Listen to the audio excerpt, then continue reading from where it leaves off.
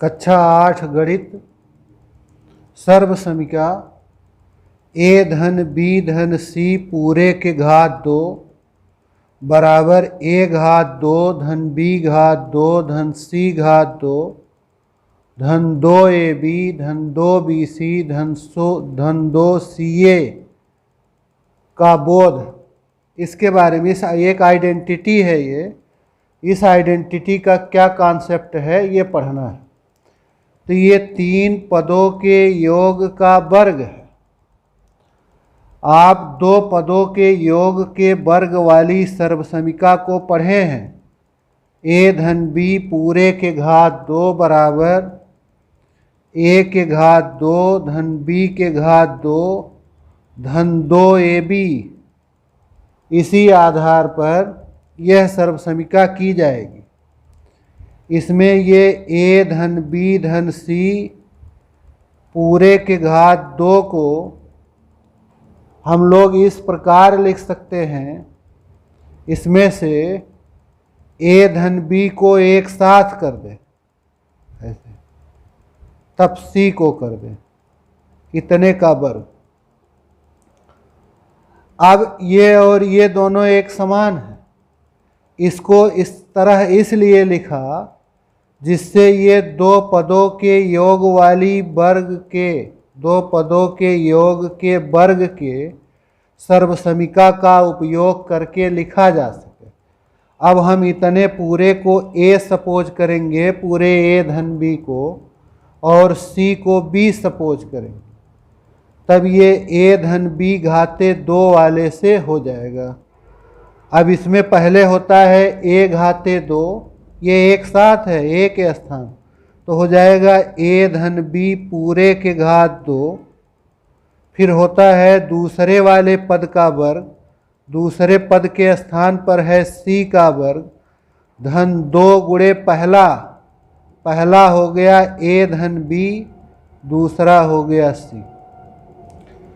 पहला पद धन दूसरा पद का वर्ग बराबर पहले पद का वर्ग धन दूसरे पद का वर्ग धन 2 गुणे पहला पद गुणे दूसरा पद। उसी आधार पर ये किया गया, पहले पद के स्थान पर ए धन बी है और दूसरा। अब ये इतना फिर से ए धन बी पूरे के घात 2 को सर्वसमीका से प्रसार कर देंगे, तो इसका प्रसार होगा ए घात 2 धन बी घात 2 धन 2 ए बी। ये हो गया धन सी घात 2 धन 2, ये ए धन बी का सी के साथ गुणा होगा, तो सी का गुणा ए के साथ हो गया ए सी। फिर धन सी का गुणा बी के साथ हो गया बी सी। ये हो गया ए घात 2 धन बी घात 2 धन 2 ए बी धन सी घात 2 धन, इस 2 का कोष्ठक के सभी पदों में गुणा होगा। 2 ही पद हैं, एक ए सी और एक बी सी, तो 2 का गुणा ए सी में हो जाए 2 ए सी धन 2 का गुणा बी सी में हो जाए 2 बी सी। अब अगर इसी को क्रम से लिख दें, ए धन बी धन सी पूरे के घात 2 बराबर ए घात 2 धन बी घात 2।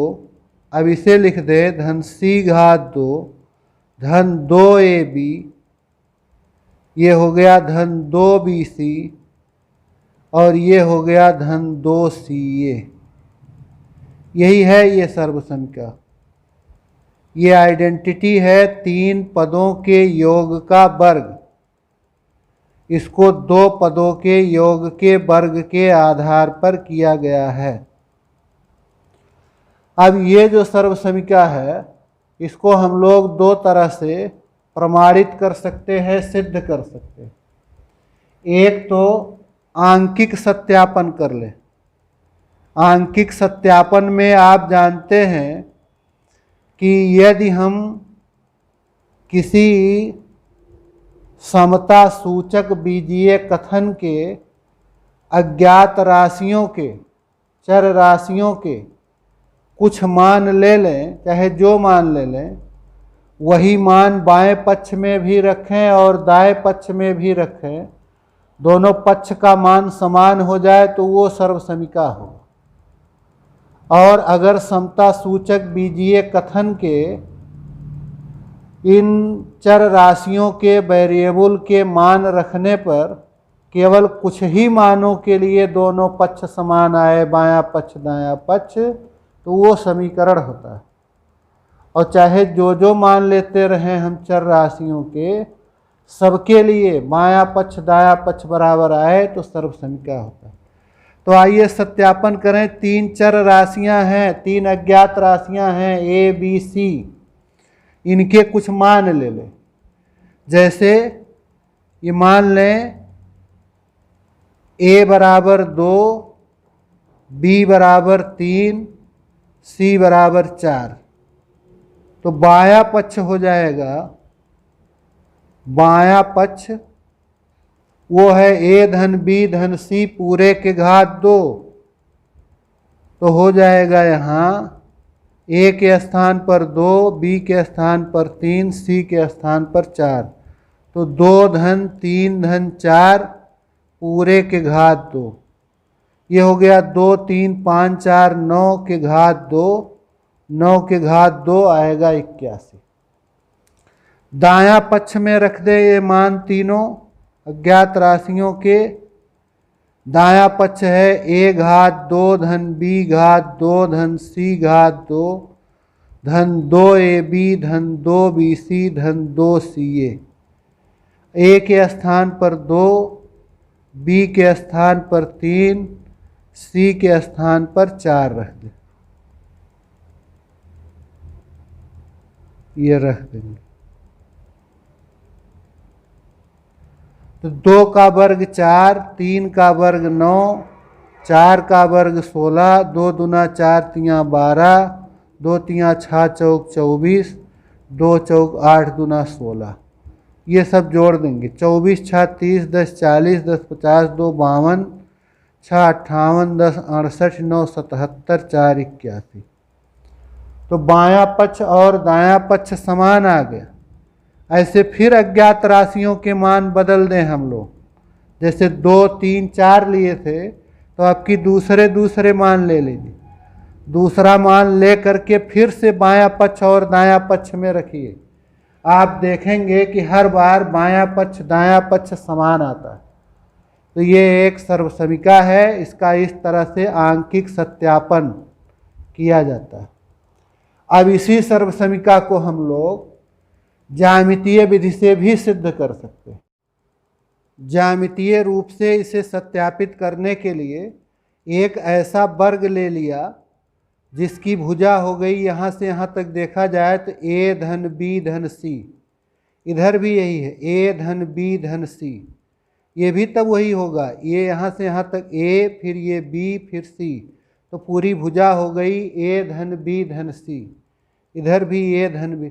ये एक ऐसा वर्ग है जिसके भुजा की लंबाई है ए धन बी धन सी।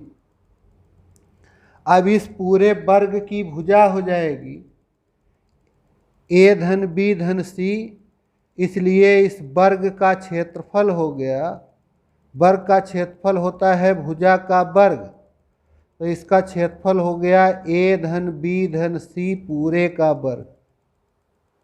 और ऐसे ही देखा जाए अगर चित्रानुसार इस वर्ग के क्षेत्रफल को, वही वर्ग का क्षेत्रफल हम लोग एक बार सूत्र से लिखे भुजा के अनुसार, उसी वर्ग का क्षेत्रफल अगर ये चित्र देखकर लिखा जाए तो इसमें देखिए एक ये वर्ग बन गया।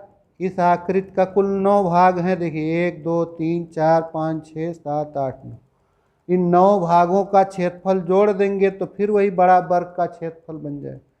तो इस फर्स्ट भाग का क्षेत्रफल क्या होगा? ये फर्स्ट भाग एक ऐसा वर्ग तैयार हो गया है जिसके भुजा की लंबाई है a, इसलिए इसका क्षेत्रफल हो जाएगा a घाते 2। ये जो दूसरा है ये, इसके लिए ये हो गया यहाँ से यहाँ तक b और ये हो गया a। ये एक आयताकार भाग, इस आयत का क्षेत्रफल हो जाएगा AB। ये जो तीसरा पार्ट है इसका, इसके लिए ये लंबाई है ए और ये चौड़ाई है सी। ये भी एक आयत है जिसकी लंबाई ए चौड़ाई सी, इसलिए इसका भी क्षेत्रफल हो गया लंबाई गुणे चौड़ाई ए सी।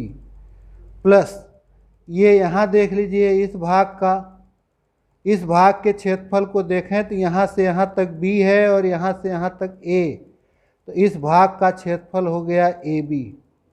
इस भाग का क्षेत्रफल यहाँ से यहाँ तक बी, यहाँ से यहाँ तक बी, यानी ये एक ऐसा वर्ग हो गया जिसका इधर से भी भुजा बी है, इधर से भी भुजा बी है, तो ये भी बी होगा, ये भी, यानी बी भुजा का ये वर्ग हो गया, तो इसका क्षेत्रफल बी वर्ग।